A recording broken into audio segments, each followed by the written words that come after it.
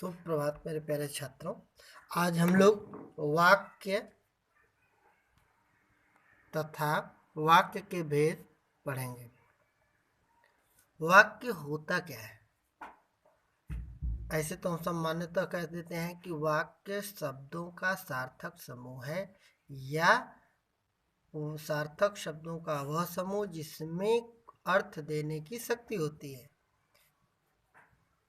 लेकिन यहाँ हम पढ़ेंगे एक समुचित परिभाषा पढ़ेंगे जिसको हम देखते हैं कि व्याकरणिक दृष्टि से भाषा की सबसे बड़ी इकाई वाक्य है। बात समझ में क्या कहा गया? मैं व्याकरणिक दृष्टि से देखा जाए तो भाषा की सबसे बड़ी इकाई वाक्य है। अब हम इसकी परिभाषा निश्चित करते हैं कि सार्थक शब्दों का वह व्यवस्थित रूप जिनके माध्यम से भाव प्रकट किए जाते हैं उन्हें वाक्य कहते हैं, अथवा सार्थक शब्दों का व्यवस्थित रूप जिसमें भाव या विचार पूर्ण रूप से अभिव्यक्त हो सकें वह वाक्य होते हैं। शायद आप लोगों ने पिछली कक्षाओं में पढ़ा होगा कि वाक्य शब्दों का समूह है। और अब हम देखते हैं कि वाक्य के दो अंग होते हैं, पहला उद्देश्य और दूसरा विधेय।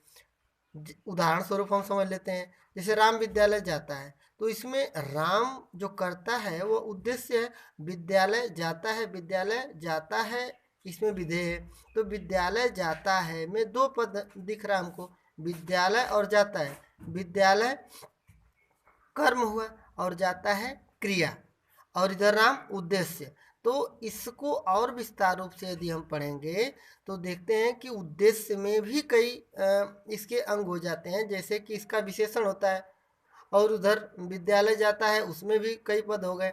जैसे हम कहते हैं कि मेहनती व्यक्ति सफल होता है, तो व्यक्ति कैसा है? मेहनती है। तो इस तरीके से हम कह सकते हैं कि व्यक्ति की विशेषता मेहनती है, तो उद्देश्य का विस्तार हो गया। और इधर विद्यालय जाता है, जैसा कि आपने देखा, तो नीचे देखते हैं कि व्यक्ति के बाद है सफल होते हैं, तो सफल और होते हैं इसमें दो पद हो गए। तो इस तरीके से हम कह सकते हैं कि वाक्य के मुख्यतः दो अंग होते हैं, एक उद्देश्य होता है और दूसरा विधेय होता है। उद्देश्य का भी विस्तार होता है, विधेय का भी विस्तार होता है। अब हम कुछ वाक्य के तत्व होते हैं जिनके आधार पर वाक्य समुचित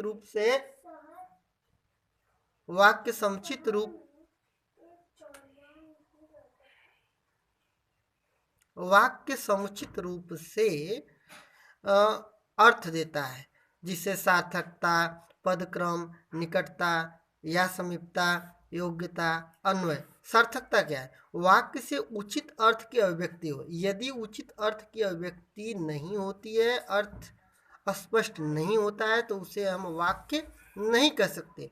इसलिए वाक्य में सार्थकता का होना अनिवार्य है। इसके बाद में निकटता शब्दों में परस्पर मतलब निकटता होने से उचित अर्थ की अभिव्यक्ति होती है। जैसे हम कहते हैं कि गाय घास खा रही है, यदि हम इस पर स्पष्ट मतलब निकटता यदि नहीं होगी, जैसे हम कहते हैं गाय, कुछ देर के बाद कहें घास, कुछ देर के बाद कहें चर रही है, तो इसमें अर्थ स्पष्ट नहीं होता है। इसी तरह पदक्रम होता है। वाक्य में प्रयुक्त पद का उचित क्रम होना चाहिए। यदि उचित क्रम नहीं होगा तो अर्थ स्पष्ट नहीं होगा। जैसे राम विद्यालय जाता है, यदि हम ऐसे कहते हैं विद्यालय जाता है राम, तो गलत हो जाएगा। इसलिए एक उसमें पदक्रम होना चाहिए कि राम विद्यालय जाता है, अर्थात पहले उद्देश्य उसके बाद विधेय।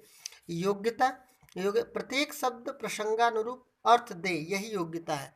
जैसे यदि कोई शब्द की योग्यता नहीं है, अर्थात वह सार्थक नहीं है, तो हम उसे यह बिल्कुल स्पष्ट नहीं हो सकते कि यह वाक्य है।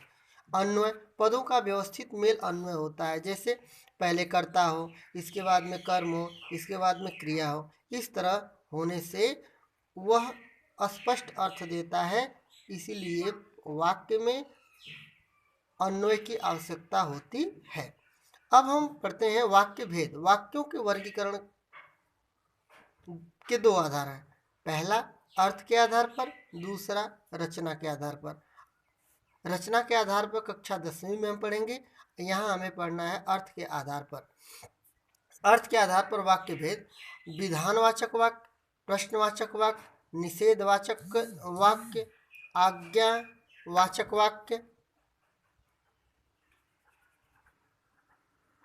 वाक्य, इच्छावाचक वाक्य, संदेहवाचक वाक्य, विस्मयवाचक वाक्य, संकेतवाचक वाक्य। आज इतना ही। इनकी परिभाषा और उदाहरण अगले दिन पढ़ेंगे। धन्यवाद।